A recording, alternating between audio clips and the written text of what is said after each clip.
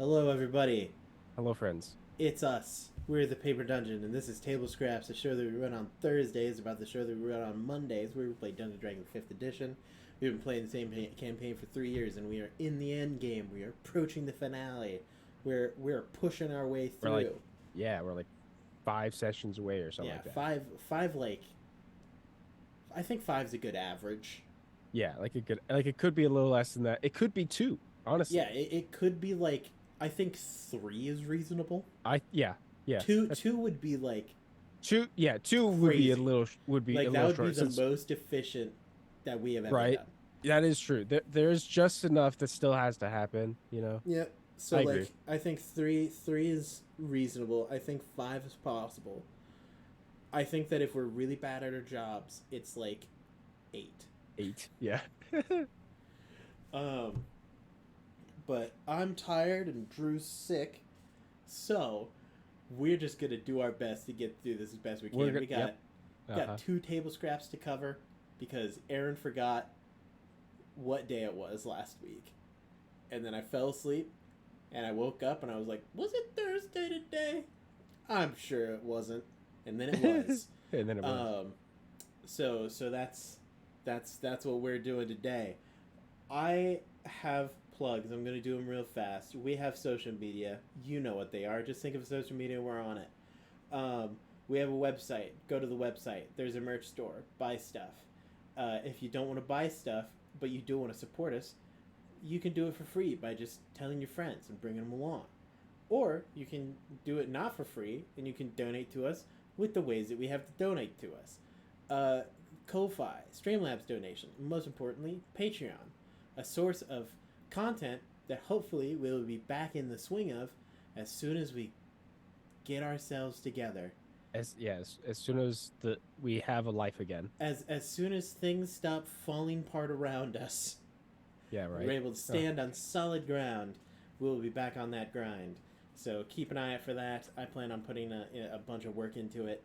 Uh, Once campaign one is done and we have like that's when we're going to be working towards like campaign two, book two, and stuff like that. I plan on putting in a good amount of time figuring out that Patreon stuff. So you can do that. Oh, we have a Discord. That's what it is. That's the other main important one that I care about. Uh-huh. Be in it. It's cool. I'm just gonna get right into it. We're gonna blitz this. This stream is gonna Yep. take 20 minutes. All right, let's get down and dirty. Let's Fastest start team rocking and scraps rolling. ever. So 2 episodes ago, currently little backstory: the group died. Spoiler: we all died. Got Yep. killed by a big, technically three dragons, but only one of them was alive at the end, and we super almost killed him. But we all died, and then we all came back because down to the dragons. Yep. The goddess of creation was like, "Hey, fam, you're good," and then brought us all back, and we all have our individual goals that we need to accomplish. Cather, Drew's character, had to Yeah. kill the dragon that killed us, and it was just a Yeah. bunch of buff screaming men. And that It was the whole was. episode. It was awesome. It was great. Um, 2 episodes ago, that was when Abinthy, my character, had to deal with Wisteria Vale, the big bads, aka Clovars, a kind of right hand mage, and man, what an episode! Things Yeah. happened that were entertaining. Yeah, dude. That was that I was that was a lot of fun. First of all, spellcasters are crazy. A lot of fun to Absolutely play, ridiculous. especially when we can just ignore how the rules of magic work 90% of the time. Oh, hello, Um, Handskate. oh, hello, Handskate. Uh, it's nice to see you. I'm tired. He's sick. I'm sure you already heard that. But in Yeah, case you didn't, I we're apologize. we're chilling. We're We're doing surviving. our best. Um, so I want to know because so obviously our main characters are split up. So Yeah. some people have to play NPCs or characters that or like someone other than their regular character, Right. um, alongside one of the main characters. So what Right. was kind of your experience playing as Miri Mazima? Like Yeah, what was going on? What was your plans?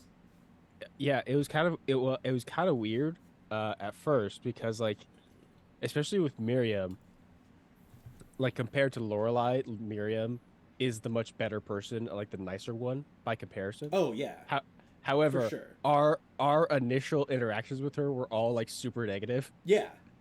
and like at best, at best, like kind of pensive, you know? Mm-hmm. And She was so very on the fence. yeah, and so then before we had done that episode, DJ kind of sat down with myself and Grant and be like, okay, hey, break down your two characters you're playing, Drew playing Miriam, obviously, and Grant playing Lorelai. Kind of help break down some of the personality and background aspects to the two characters, kind of understand, Mm-hmm. what there is. And it's definitely a very interesting and unique way of playing D&D specifically, right? Oh yeah. Because a big part of D&D is you're playing characters that you created And you most know of the time and that you know very intrinsically well. well, yeah. Uh-huh. And so, especially in like a very high role play game that we play for the stream at least, it definitely is this kind of weird limbo state of like, okay, like I want to lean into the role play, but I also like don't want to butcher this character, Right? and and I'm sure you had Absolutely. the same feeling with Bison Oh too. yeah.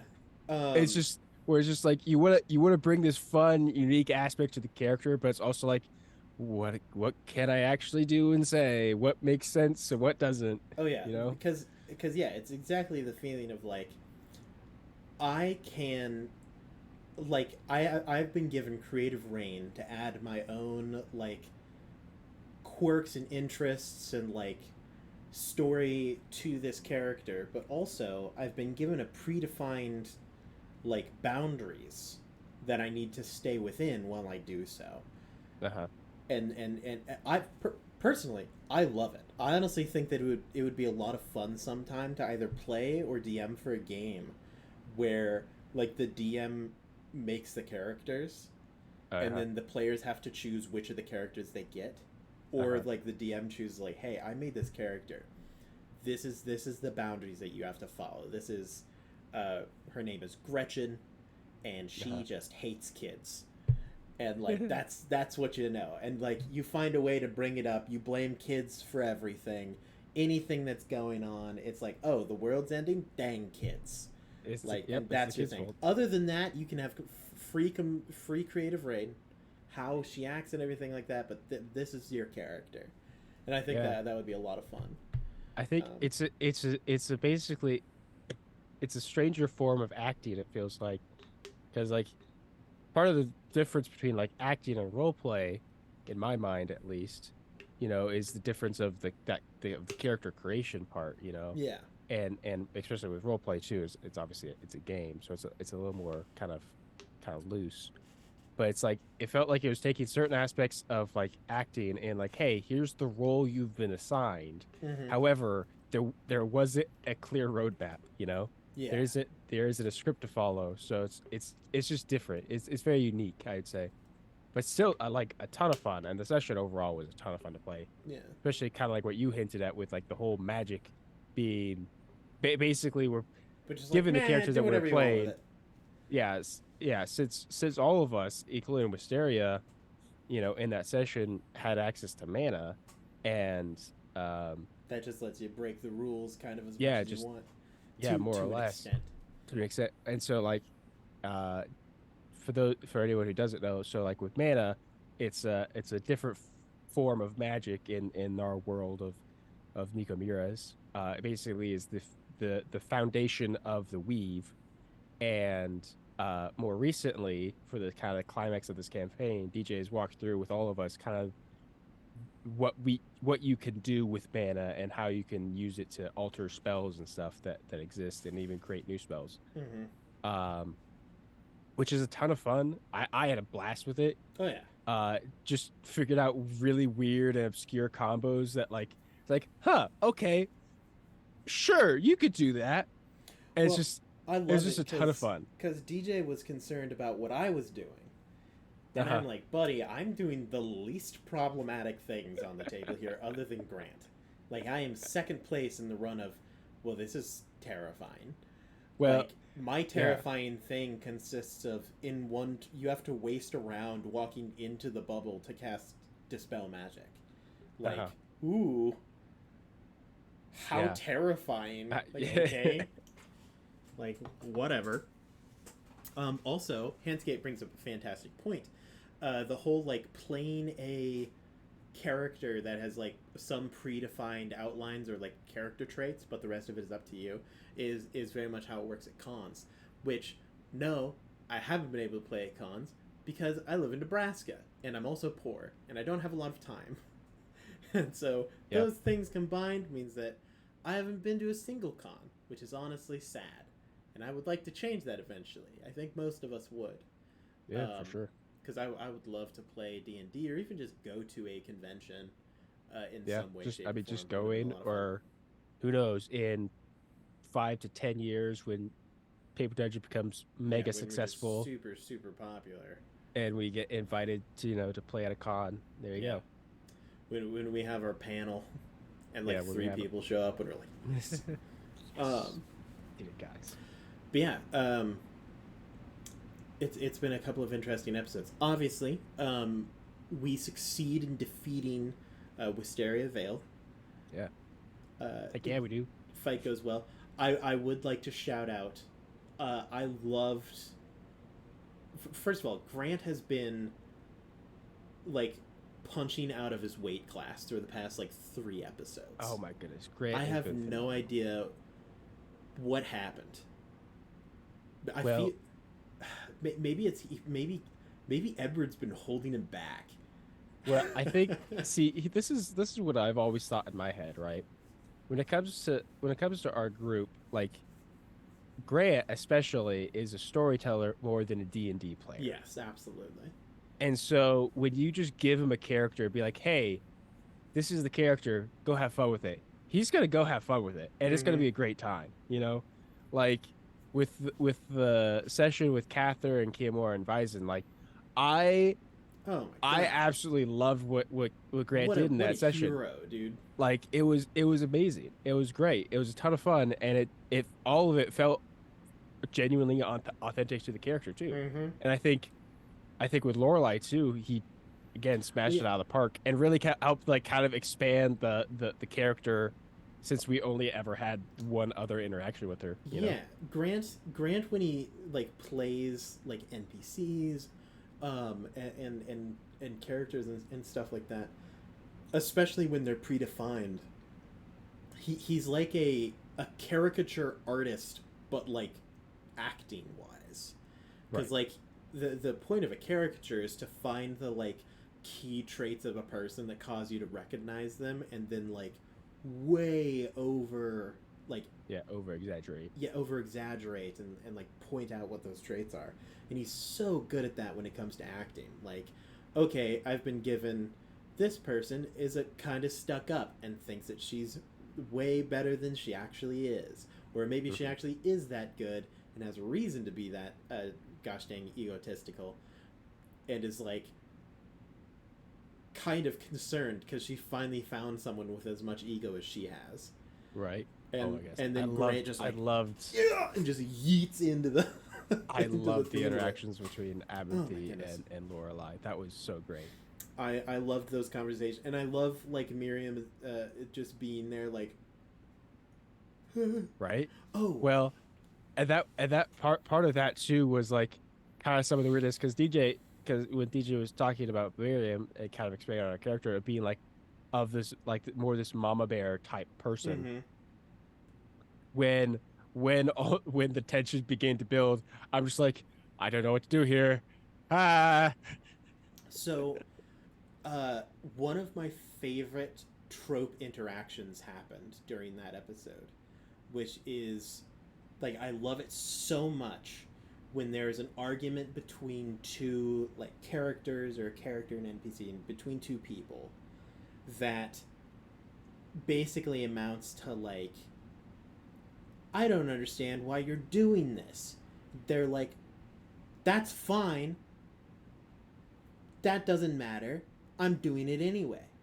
And then they like walk away, and then the person who said the first line goes to a third party, and they're like, God, that person irritates me. Why do they do that? And then Yep. the third party person is just like, insert very logical good reason that the character in question could not willingly explain.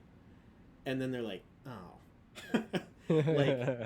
like Lorelai goes to you, Yeah. and she's like, what this doesn't make any sense to me as to why he would do that. And Miriam's like, oh, it's because of love.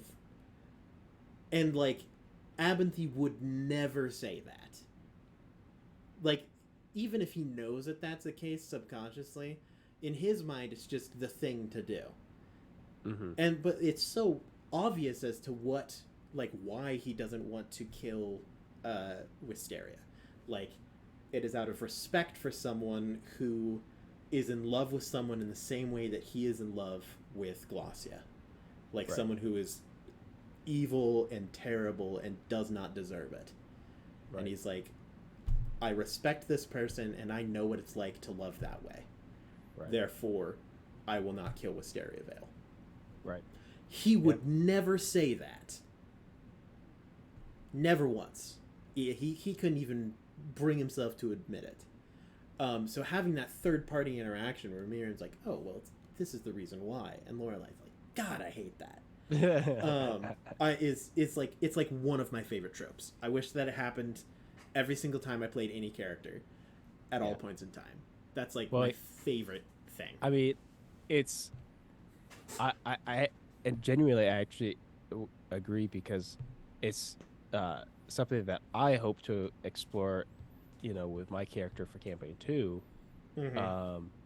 of being this very complex person who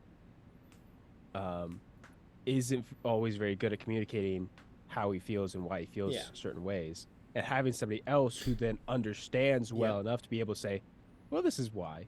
It's like, because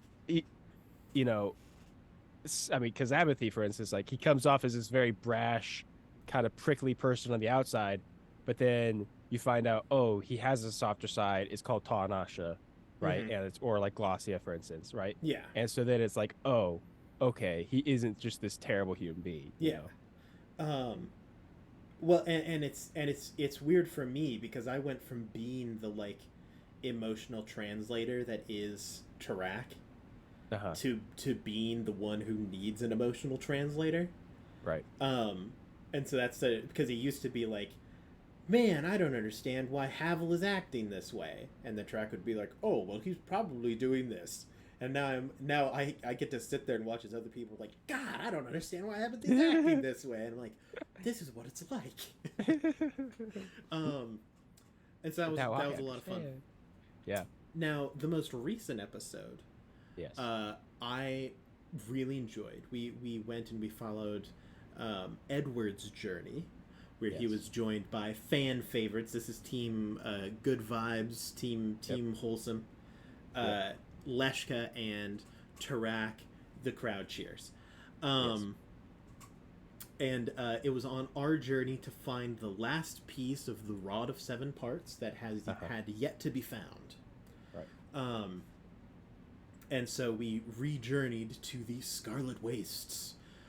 Terrifying desert that we've been there once before. One of my favorite places in the campaign. Mainly because I was the one who made it. I loved every second of it. It's up there in my favorite episodes, for a lot of different reasons. I mean, obviously, and I talked some to Grant about this. I love Tarak. Oh yeah, I love playing him. Love the character. Love just literally every second of playing Tarak. And one of the hardest parts of this campaign for me was being like, well, shoot, Tarak doesn't have anywhere to go. Like, he literally ended up accomplishing every single goal that he needed to do, and like developing as a character, to the point where he no longer had any more to develop except negatively, which is like not something that I'm going to do. I'm not going to cheapen the characters that way I can rebuild back to exactly where it was before. Right. And that was really tough, and it was the right choice, but it's almost better in some way now, because now that I did get to play Tarak again, it's similar to how when you play like a one-shot character, often those one-shot characters feel funnier and like more entertaining than your campaign characters, because you can just throw so much more like into that one session rather than having to spread it out across like a season. Right. Sure. Yeah. And so Tarak was an absolute blast to play. Love playing Tarak. Leshka was still Leshka, fan favorite. Yeah. Everyone loves Leshka for good reason. Yeah. And Edward, once again, I think Grant really like shined this episode. I think that he did a very, very good job. Traveled to a temple, solved a riddle, fought some things, and then fought a bigger spider. And I say fought lightly, because we slaughtered that thing. Yeah, we did. Like, well, the thing. So, for those of you who haven't watched the episode, go watch the episode. For those of you who have, I need to recap. So, we enter the we find this ruin of this temple. Grant, through some cool and interesting roleplay, kind of explains him using this motive creation to rebuild the temple, which was super cool. We get to kind of explore this really this ancient temple, this beautiful ancient temple. And oh my goodness, I have to say, honestly, one of my favorite puzzles that we've ever had. Oh, absolutely.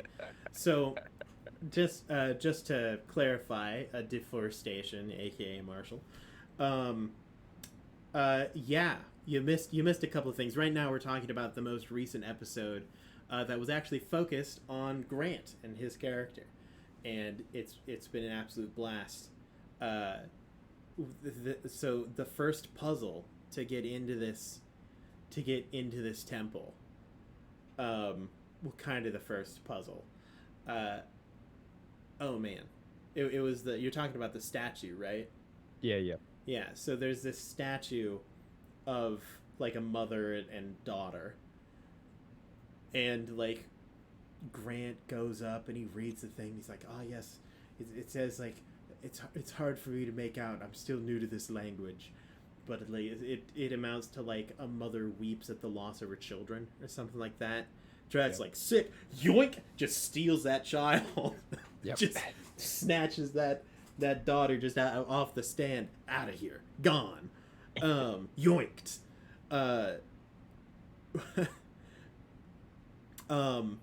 And now, and also, so I will shout out DJ for this.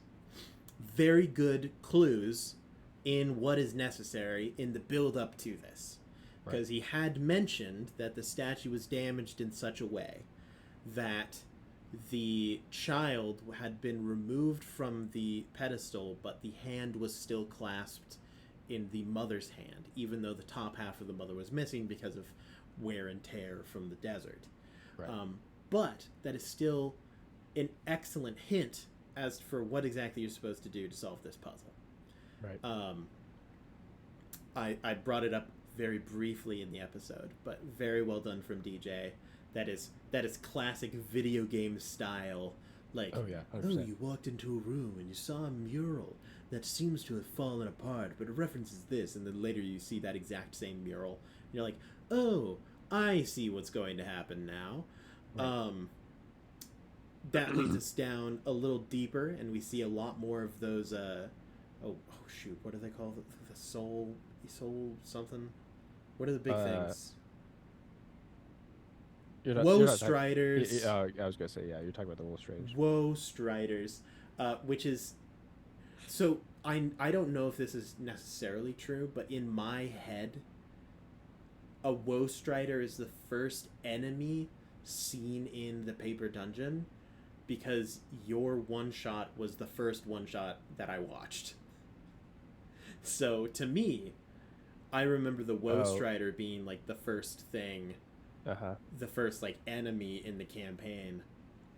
Yeah, I don't because know if that's technically true, but well, so I mean, if we go back, because I think the Woe Riders that we fought, that was actually in the group shot with well, there was with. one like outside of your Oh, that's right. yeah, That's right. there was one They outside were when in you that. went into the tunnel, Yep, yep. I remember that now. and they like couldn't get to you and stuff like that. Yeah, So to because I was me, hiding.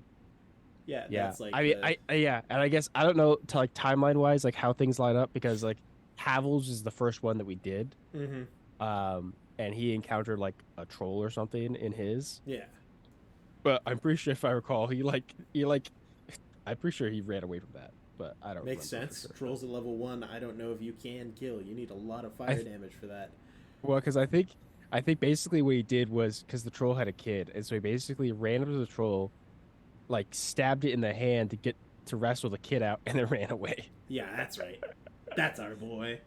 Um, yeah, so for me, Woe Striders, that's the first thing that comes to mind when I think the first enemy in the campaign.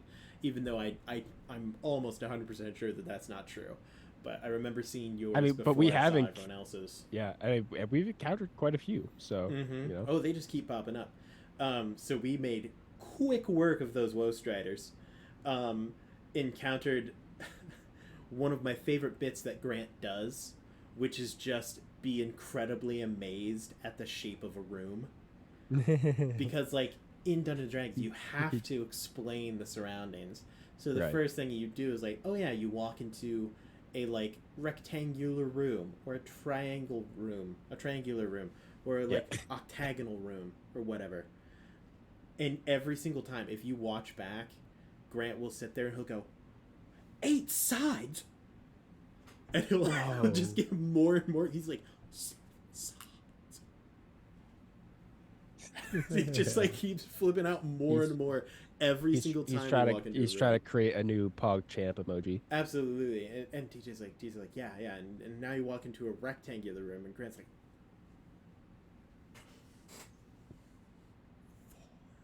and you're like, so just if you watch back the episode, just watch Grant's face when we're like going through this dungeon. But we solve a couple of minor riddles, and by that it's just kill all the enemies, which is my favorite type of riddle. One that can just be solved by aggressive murder. Yeah. So yeah, it's like because basically we explored as much as we could of this place, fighting several Woe Striders, but like we played out our first encounter with some of the Roast Riders, and literally I loved it. I loved the fact that each of us had like each of us on our turn was able to kill one of the Roast Riders. Oh yeah. So it's like it was this really cool thing of like showing off like, hey, this is what like a 20th level 20th level people could do against these mid-range monsters. Like yeah, they're powerful enough just to take these things out, no problem. Yep. And so then in my head, like after that, I just imagine like this cool like action fight sequence of us just like creaming through these Roast Raiders as we encounter them. But yeah, there's like a jaunty like background montage music. Yeah. Like Well, we we have our Avengers fight montage moment. I like how your brain goes to something cool, and my brain's like, it's just us like fighting these terrifying monsters. But we eventually end up in kind of the final area of this map, where there is so I've talked about it before. I love Theros. It's a set. It's originally a Magic the Gathering set that's been made into a Dungeons and Dragons plane. It's based on like Greek Roman mythology. I love it. It's one of my favorite sets in Magic the Gathering. Love the plane. Everything on it is rad. Playing it in Dungeons and Dragons, even cooler. So many cool mechanics in it. They also introduced the Dungeons and Dragons second health bar that was introduced in Theros. And they do a very cool job of it. Now, I'm thankful that DJ did not go the route of the second health bar type of monster, because this monster's name is Arasta of the Endless Web. Really cool Magic the Gathering card, too. But her whole, like, second health bar thing uh, is basically like all of the spiders that she has coating her body like explode off of her. She gets a bunch of health back, and then a bunch of things happen. And I'm glad that we didn't do that, just because A, we were pressed for time. B, I kind of like the theming of like just wiping the floor with this person. Just like at this point in time, Track is at such a point where as long as he doesn't hurt the enemy, he's almost unkillable. And that's just awesome. Edward is out here actually for the first time in the campaign using the most powerful turn capability he has, which is just to cast 2 high level spells on the same turn, because he's a fighter and a spellcaster, and he can do that. Thank God he finally figured it out. We did the thing. And then like using his magic item to fly and stuff like that. That was great. And then we had Leshka, just like another one of my favorite moments. So here's my thing, Drew. I'm not ever actually annoyed, but when I ask someone to include me in the area of the spell and it's not going to harm your actual plans, just put me in, coach. Don't even question it. If I'm like, yeah, man, I can take it. I'm not joking. I want to be in this spell. I'm looking for death at this point in time. He wants to feel the pain. But like the Tarak blocking the anti-magic cone, so that way Leshka can like fire a cone of cold through Tarak's body. Super fun. I love stuff like that. I think it's awesome. So Tarak walks in, sets up a wall to like corral this big spider lady, and then Leshka sets up another wall of fire to just burn anything that gets through. Edward. Was that Edward on the wall of fire? Yep. Well, shoot, I didn't even know he had that spell. I'm not even gonna lie. Yeah. Where's that?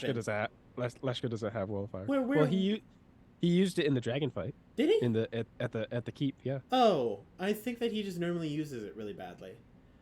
I'm remembering it now. Yeah, so Edward sets up a wall of fire to corral the other things, and then you just start carpet bombing the location. Just like boom, boom, boom. And then Track just stands in the door. And it's like, look, punk. If you want to get to them, you're going to have to go through me. And I ain't letting that fly.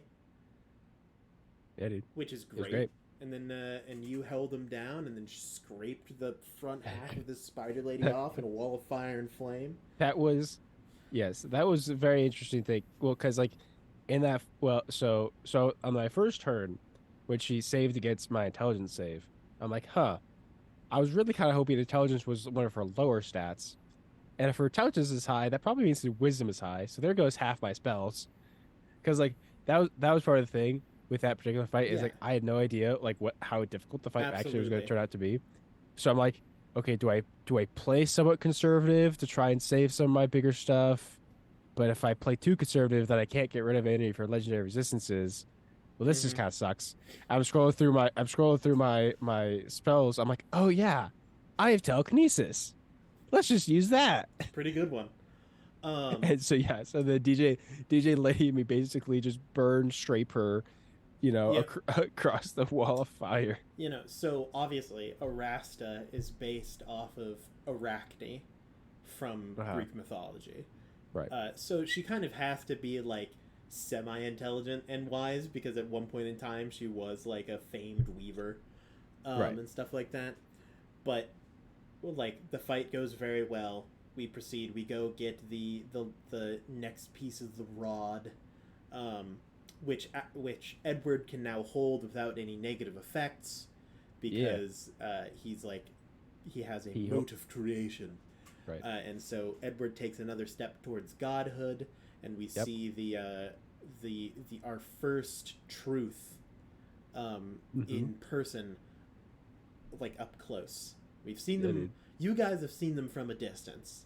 I've seen them back in a dream sequence. because I'm on the same stream, so that's why I've seen them. Apathy hasn't seen them yet.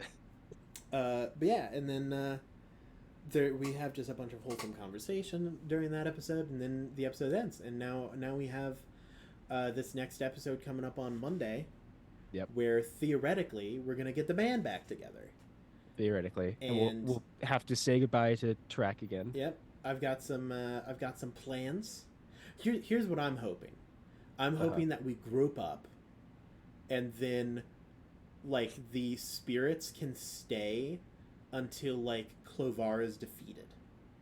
That would be kind of rad. They aren't with us. They then split into their own groups of 3. Oh, so we have one group that is like Leshka, Kiyomura, and like Miriam Azima, because I think that it's way funnier if Track and Lorelei end up on the same team. Like, can you imagine Bison, Lorelei, and Track? Like, that's the funniest thing in the world. That would be kind of metal. Yeah, like just Lorelei that's like, I'm better than everyone else, and Track is like, that's a very interesting take that you have on things, and Vice is like, I don't like you. I know I could beat you.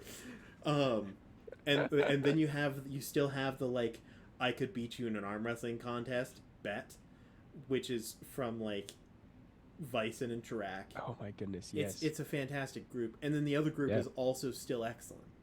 Like.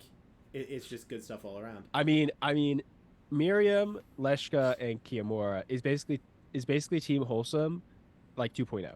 Honestly. Yeah, the like I just imagined Kiyomura like bemoaning his like relationship situation, and like Miriam Azima's there, and she's just like, I did not sign up for this. and Leshka's there, and he's like, I'll be honest, I don't get it.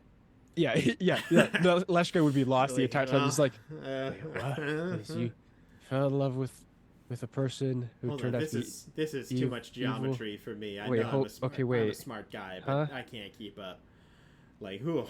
Well, it is one of those things. Like, in my head canon, there's not much about Leshka and his backstory that's developed, but for me, Leshka does not get like love at all. Mm-hmm. Oh, like, yeah, absolutely.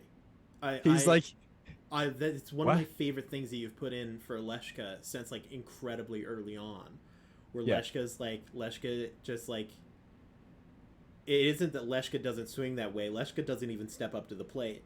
Right. Yeah. Exactly. Leshka's like, I've never heard of baseball. Yeah. Leshka's just like, what's a swing? What's going on here? And I it's like one of my favorite things about Leshka, because Track is similar. It's one of the things that might change things. Well, no, because we've already had Leshka and Track on the same team. But like, so there's a chance in this next episode we've got to have this fantastic conversation of like Leshka not understanding relationships and Track thinking that he does.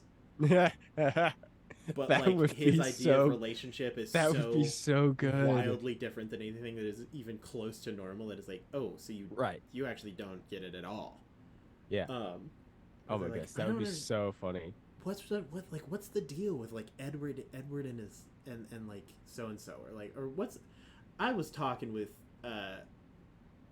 Kiyomura a while ago, and he's like head over heels, and I just don't get it. Kathy's like, it's probably a murder thing. That's probably what it. They're very efficient. Like they're like in a fight. Very good person to have at your back. Leshka's just like, really? Is that a quality people look for? Or not? Absolutely, it is. You why? Think about it. If you're just gonna marry anyone, and then that person can't cover your back. Yeah, then you'll just die. Yeah. You know? So, like, obviously that should be the first thing you look for in a relationship. Yeah, is how well can they kill someone?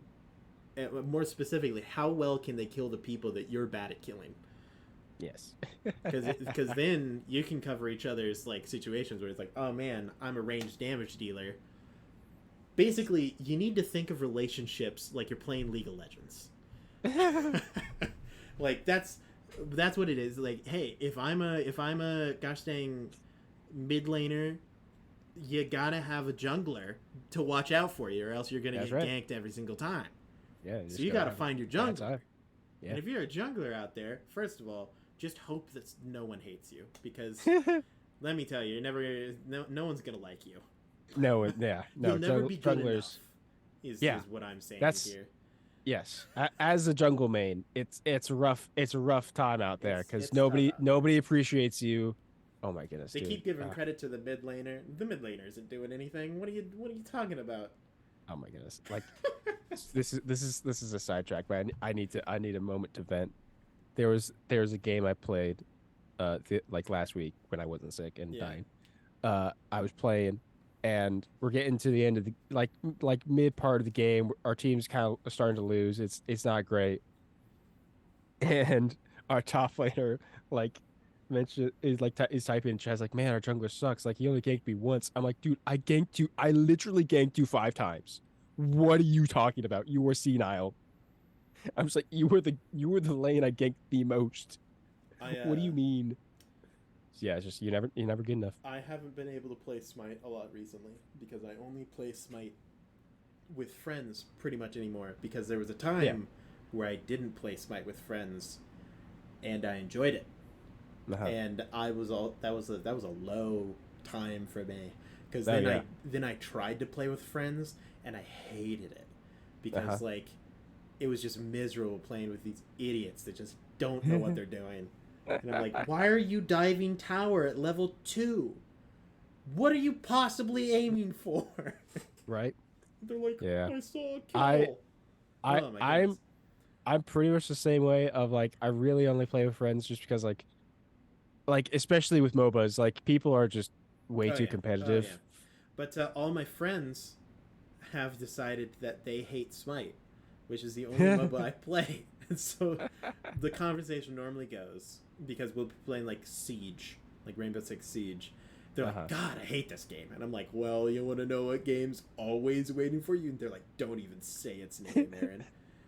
So I get your struggles, but it's been a while since I've felt the vitriol of like, God, what is our support doing? Literally, what are you doing? And I'm like, I have saved your life 30 times. What are you doing? I'm low level because I can't do my job because you keep trying to kill yourself. Yeah, one of my good friends from high school, I mean, you might remember him, Nathan Legit, is a support main. And there's so many times that like I'll just be watching like his match or whatever, just hanging out in like Discord chat or whatever. And like they're like like his ADC will start flaming him. I'm just like, and like literally both of us just like, why are you upset? So angry. Like what like literally like he walks up to lane and he starts getting pinged. It's just like he hasn't done anything. Why are you mad at him? Because you clearly shouldn't be there. So that's dating tips with Aaron. Right. Dating is just a badly balanced MOBA. Is it? Yeah. But the trick to it is make it a goodly balanced MOBA. Yeah. That's how you win. Trying your best and really hope that you ended up accidentally being an OP character. That's the goal. That's the goal. Some of us are out here sitting in like C and D tier. And you just got to remember, like, hey man, we're just hoping for a gosh dang buff. That's what we're looking for. Next patch. You gotta keep re-rolling your stats until you get a good set. But yeah, this next episode I'm pretty excited for. I have some plans for it. Yeah, I do genuinely hope like at least the spirits will stick around long enough for everyone to reunite. That's what I hope for at least. I think that at minimum we'll have conversation between the 3 groups to kind of like get everything all figured out and all together. And that I do think that we'll be able to have them interact. I do think that will happen. Which would be terrible because I made Abinthy have a connection to Tarak. Uh-huh. which means that I'll now be forced to roleplay said interaction, Yes. Yes. which is like the worst thing in the world, but I also am funny. I'm so ready. Also, we didn't touch on it at the beginning of the session when you were just ripping into Abinthy as Tarak. That that was serotonin for Drew. Oh, Let me just absolutely. like because like Tarak just oh my it was great. It was a ton of fun. Yeah, it was absolutely amazing. I I I loved it love. because and that's just one of my favorite things in general is yeah is when two characters you play talk about each other Yeah, and like when they meet each other it will be even better. another one Oh my of the goodness. shining moments of this episode for me was you when you cast telekinesis and you like describe how telekinesis functions and like the Uh-huh. threads run out and wrap around your target. I'm like, wow, what a creative, incredibly original idea. Incredible spell casting. No one's ever done it like this before. It's just like almost making fun of you, but Yeah. like it's still Tarak. Oh yeah. Well, the thing is, right, it's like that was me genuinely stealing from you with Absolutely, apathy and it's because great. I think if I remember correctly in the dragon fight in the forest, I think Abathy cast a spell like that. Yeah, I cast like hold monster or something like that. Yeah. So And you've so seen Abinthy do stuff like that before. yeah. And so and I really like that. And that's also like a similar style I want to lean into for my campaign 2 character, I Oh yeah. think. Well, I mean, it's so Um cool, dude. Strings of are awesome. yeah. And yeah, and it I mean and it fits so well with the concept of the weave, right? Mm-hmm. And so like definitely and so like yeah, so I totally stole that. And I was like, "You know what? I'm okay with this." But yeah, Tarak constantly like, look at this sorcerer. Look how cool he is. That other wizard can't possibly be this cool. What are you doing? Like, at one point in time, he literally, like, Tarak literally said, like, you mean to tell me you added a wizard to your party when there was this guy right here the whole Right? time? What, like, what are we Could have had doing? Leshka the whole time. Absolutely. Um, just a lot of fun. Imagine Trek gives up his life. Chapter 2 begins. All right, guys, Aaron is no longer part of the cast. However, Drew is now playing two characters. He's Yep. playing Cather and Leshka for the rest of the campaign. That's, yeah, but what can I say? Just better. Like, that's just a superior version. Um, Oh my yeah, goodness. it'll be an interesting episode next episode for sure. That's what I'd say. Oh yeah, it'll be fun. Um, Yeah, but because I also have a few different interactions that I'm hoping to do. Yeah, and you said we have to prepare some well, speeches. you don't have to, but you will You have the highly recommend it. opportunity if you choose to have a moment for a speech. Yeah. So Oh yeah, 100%. if you want to have a speech ready for that, I would recommend it rather than like spur of the moment, being like, "Oh God, I'd like to give a speech," and then you're like, Well, hello." cut to end of chapter 1 when Cather gave a speech to the elves Yeah. and I was just literally was just completely spur of the moment versus you who had like a I know. written out I thing love like showing up, like I have been preparing for this for for eight months. years I have for it an written, eternity. notated, 4 score and 7 years ago. That's right. Like, I really enjoy it. That is one of those interesting things, right? When it comes to prep in D&D, where it's like a lot of times it's kind of hard to motivate yourself to prep, at least that I find. But then when you do it and when you have the moment where it comes into play, you're like, man, that felt really good. Oh yeah. Well, I mean, as someone who has ran like long-term DM stuff, the like sessions where you sit down and you're like, I have this completely under control, but in reality you have not prepped anything, Anything. compared to the ones where you sit down and you're like, man, I don't know if I prepped enough for that, and then like everything falls into place Uh-huh. and you have like everything prepared. Like someone asks you a question, they're like, hey DM, can I find this thing? And you go, yes. Roll an investigation check. The DC is 21, and because you look down at a piece of paper, And it's like, Uh-huh. if someone asks if they can find this thing, this is the roll, and This is this yep, is the DC. And you don't have to yep. do any, like, on the fly, like, Yeah, thinking, yeah. yeah, that'll probably be, maybe investigation. And then they just roll, and you're like, yeah, that's probably good enough. Yeah. Well, that's something that It feels I've so good. greatly appreciated about like the past several episodes.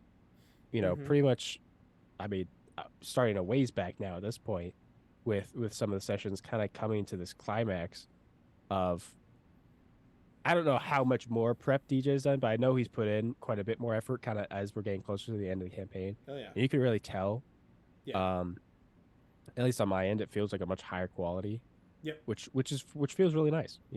It's tough, especially like as a DM.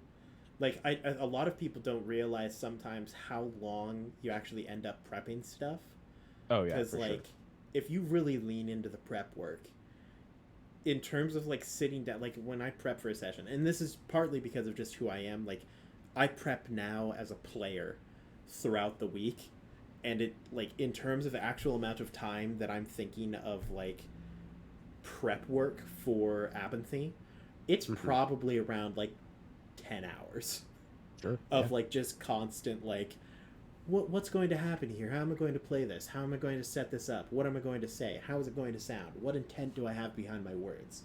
Like, Right. and then compare that to a DM, where then you have to, like, when I prep as a DM, it's 10 hours, except I have like 7 NPCs that all require that amount of time, and like written work that I need Uh-huh. to like provide. And so like there will be some weeks when I like prep for a D&D session that it's like 25 hours of prep time.